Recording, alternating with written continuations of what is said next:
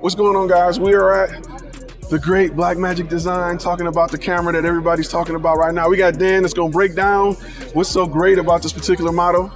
And we're gonna try to make sure Dan don't get my credit card information because I want one.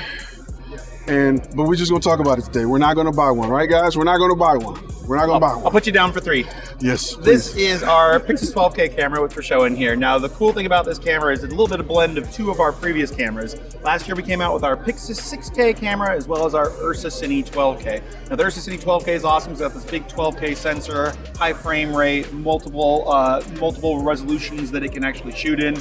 And we wanted to put that into this great form factor that was our Pyxis 6K. This is actually our first box camera. People are familiar with our pocket cameras. This was our actual first box camera. And the box camera is great because you can kind of make it be whatever you want it to be. Absolutely. Is it handheld? Is it going on a drone? Am I putting it on a gimbal? So the box form factor is great. Now the 6K was cool because it was a sensor that we'd already had out there in those pocket cameras. It makes it very affordable. One of the downsides of the 6K camera is it doesn't do high frame rates and it only shoots in 6K. Now, as I mentioned, that 12K sensor can shoot in 12K, 9K, 8K, or 4K. Really cool thing about that is it doesn't just crop on the sensor. It actually uses the full sensor in order to get all of that information. So the actual images you're getting are just going to be beautiful off of there. And on top of all of that, it's a very low latency for the actual sensor itself, which means that while it doesn't have global shutter, we're able to keep that dynamic range really high. So this camera has 16 steps of dynamic range. Wow. So a really great form factor with a great sensor. It's a kind of best of both worlds. It doesn't have all the features of the obviously more expensive versus Cine 12K, but a lot more sensor capabilities that we see in our Pyxis 6K. So excited to be showing this at NEB. Okay, I have a few questions around your cloud service. Yeah. And maybe some type of wireless type of deal. Yeah, so the big thing that we're kind of trying to do with Blackmagic Cloud right now is being able to shoot directly from a camera and send it to the cloud. And the big benefit of all of that is if we're going ahead and we're doing that, that means I can be uploading to the cloud immediately, and I can have like a DaVinci Resolve editor somewhere else already pulling down those files and editing. So our camera to cloud, whether it comes off of our actual like Pyxis camera itself, but we even have that really cool camera app that you can just put right on your phone, go out there with your phone, start shooting with the Blackmagic camera app, get that up to the cloud, download it into Resolve. Like, this is the future of where we see editing going. So excited to be seeing that out there. I know we wanted to talk about that autofocus as well, right? We can start with this particular model. Yeah, so what we did this, for years now, I've had people come to me and say, Dan, I love Blackmagic cameras, but I want an autofocus. Why don't you do it? And I would always say, what I would say is, well, autofocus is awesome when it works great, and it stinks when it doesn't. Absolutely. And a lot of time, it doesn't work well. And in the back of my head, what I couldn't say was, well, we're working on it, and we're not going to put out something that's garbage. Absolutely. So what we've done now is not on this camera, but actually on our cinema camera 6K. We've launched it first, because that was the model that we've been working on for a little while now. And we're doing it with the L mounts. And the L mounts are just easier for us to work with. We've got really great control over those lenses. So right now, if you have a cinema camera 6K, you can go download that, start playing with that autofocus. Once we've made sure we've worked out all the kinks for that, we'll start moving it into other cameras, and then we'll also start moving over to other lens mounts, like perhaps EF we'll be able to get to next. So a great update, because for years I've had people ask, and I've always kind of done the Snickers bar, I can't really tell you all the things, and like now I can finally show people that that's what we're doing. So very excited about that update as well. Perfect. Let's talk about recording like codecs. I know you got Blackmagic Raw for sure. Yeah, Blackmagic Raw is our main. Obviously, we can also record proxies, and the big thing here is we like Blackmagic Raw because it's a lightly compressed, but obviously a very dynamic file that we're going to be able to get to do all of those things. Now, the important thing about recording the proxies is that's what you can be working with. You can be sending those over quite quickly, makes editing quite quickly, and then we can always go back to the raw files later to get that big update. So we really do want to stick with Blackmagic Raw and then the proxies as well. Those are the main recording formats on here, and that's what people are going to use with this camera.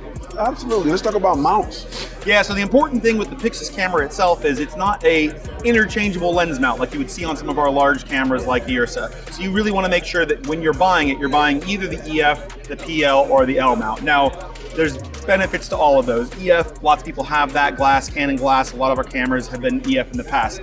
PL is awesome. It's a great cinema style glass that's on there, but there is no real kind of zoom focus controls you have with that.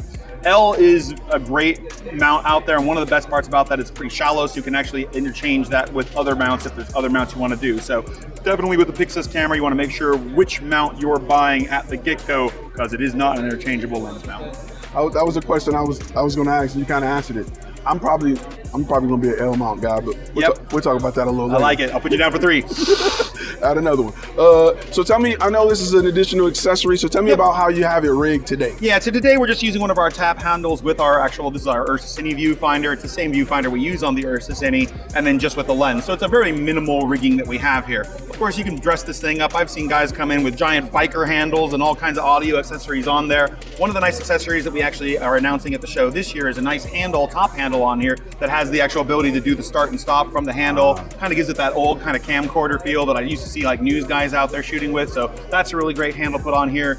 We make our own EDF if someone wants to have, I should say, we have our own Pyxis monitor, and we sell that in 3 different versions with either an arm or a actual like EVF shroud on there. So we ourselves have several different options to be able to upgrade this if you choose to. Of course, there's plenty of third-party options out there for people to use as well. So we want it to be as flexible and accessible as we can make it for people. Absolutely. Can we talk a little bit about the sensor and maybe like low light and things like that? Yeah, so the 12K sensor is not a dual ISO like on some of our other cameras. And the reason we don't do that is because we want that extra dynamic range on there. So it does have really good low light on there. It has all those 16 stops of dynamic range. And again, the big thing with this sensor is being able to do the multiple high frame rates. Now, I am not going to repeat all the specs of the high frame rates to you because the frame rates are different based on if you're doing open gate or if you're doing 16:9 or if you're doing 8K or if you're doing 4K, and I cannot remember all of that information. But the important part here is, again, that 16 stops of dynamic range with that, I'm starting to lose my mind a little bit, being able to have that high frame rate and that fast readout that we have for the sensor. Those are the big things that are going to really make people look at this 12K sensor. If you want to know the frame rates, go to Blackmagic Design. We have tech specs and you can find them.